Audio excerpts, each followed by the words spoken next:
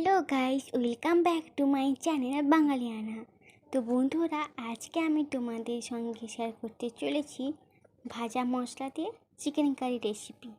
তো চলুন ভিডিওটি দেখে নেওয়া যাক। বন্ধুরা, দেখতে পাচ্ছেন আলুগুলোকে এইভাবে কেটে নিতে হবে।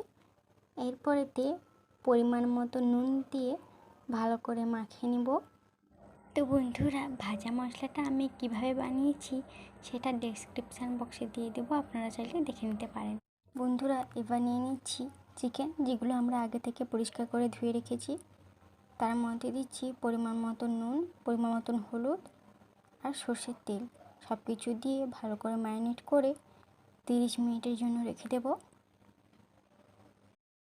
এরপর বন্ধুরা, একটা কড়াই নিয়ে তাতে নিয়ে নিচ্ছি সর্ষের তেল। তেলটা যখন গরম হয়ে যাবে তখন তাতে দিয়ে দেব আলু, যেটাকে আমি আগে থেকেই নুন মাখিয়ে রেখেছি।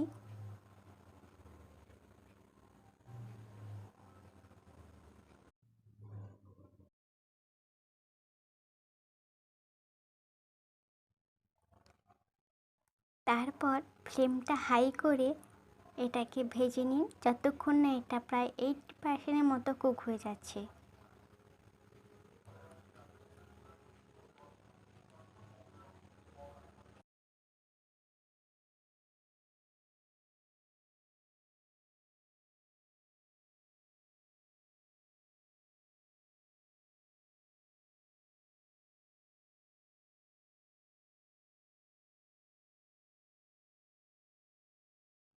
যখন দেখবেন এটা প্রায় 80% মতো কুক হয়ে গেছে, তখন এটাকে তুলে নিয়ে একটা পাত্রে রেখে দিন।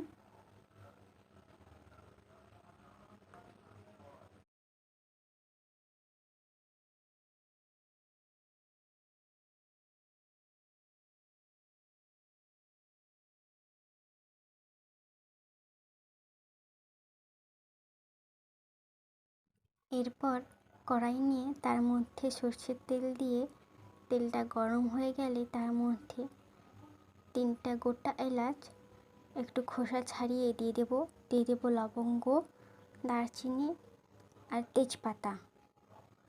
এরপর দিয়ে দিচ্ছি রসুন বাটা, দিয়ে ভালো করে মিশিয়ে নেব।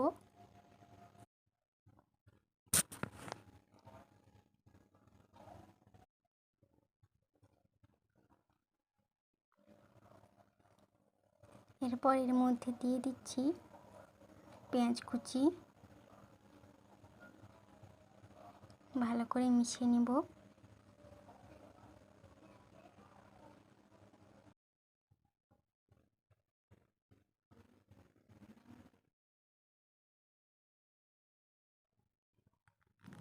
বন্ধুরা, এবার যখন দেখবেন পেঁয়াজটা আগের থেকে পরিমাণে অনেকটাই কমে এসেছে আর কালারটা চেঞ্জ হয়ে গেছে, ঠিক সেই স্টেজে দিয়ে দেবেন একটা টমেটো কুচি, দিয়ে ভালো করে মিশিয়ে নেবেন।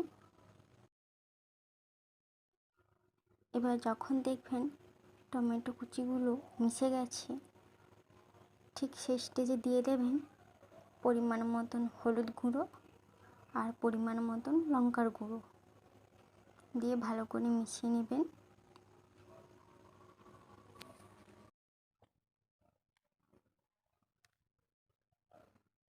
ঠিক এই স্টেজে দিয়ে দেবেন আদা বাটা, দিয়ে ভালো করে মিশিয়ে নেবেন। এরপর যখন দেখবেন মশলাগুলো হয়ে গেছে, তার মধ্যে দিয়ে দেবেন ম্যারিনেট করে রাখা চিকেনগুলো।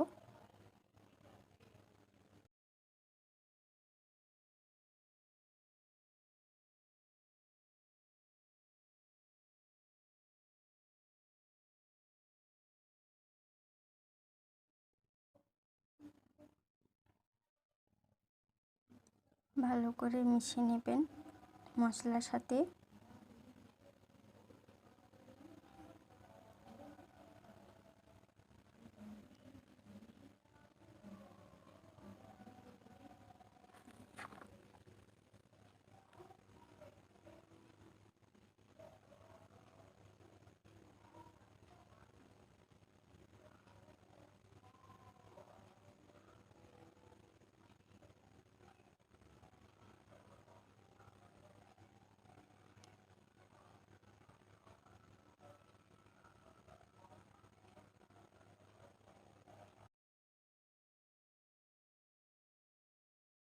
ঠিক এই সময় দিয়ে দেবেন পরিমাণ মতো নুন। যেহেতু আমরা আগে থেকে ম্যারিনেট করে রেখেছিলাম, তার জন্য নুনটা অল্প দেবেন।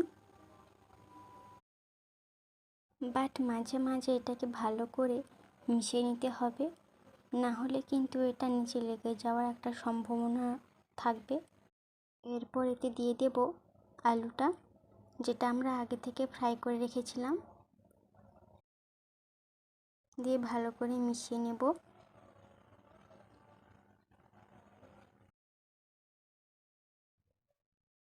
এবার এটাকে ততক্ষণ কষিয়ে নেব যতক্ষণ না এটা 80% কুক হয়ে যাচ্ছে।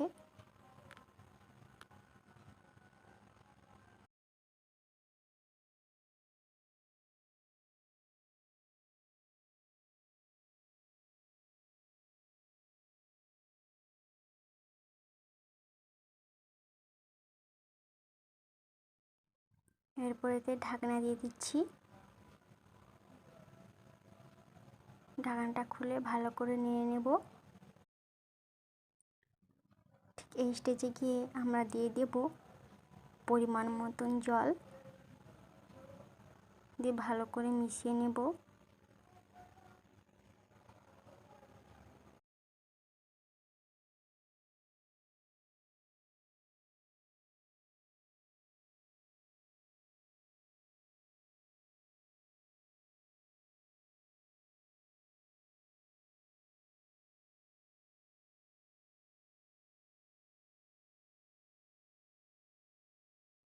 এরপর এতে ঢাকনা দিয়ে দেব।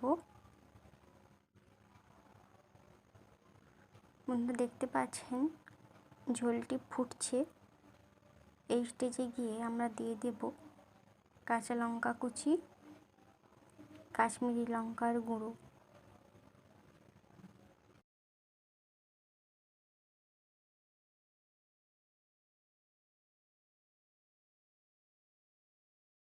দিয়ে ভালো করে মিশিয়ে নিতে হবে।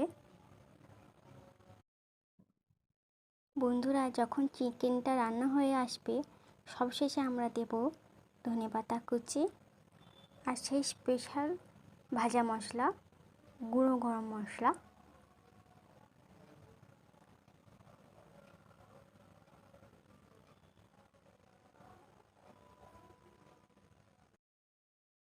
বন্ধুরা পুরো ঝোলটার মধ্যে মশলাটা মিশিয়ে নেব, পর ঢাকনা দিয়ে দেব। তো বন্ধুরা আজকের আমাদের ভাজা মশলা দিয়ে চিকেন কারি রেসিপিটি তৈরি। আবারও চলে আসবো আপনাদের কাছে নেক্সট ভিডিওতে অন্য কোনো রেসিপি নিয়ে। আপনারা সবাই ভালো থাকুন এবং সুস্থ থাকুন।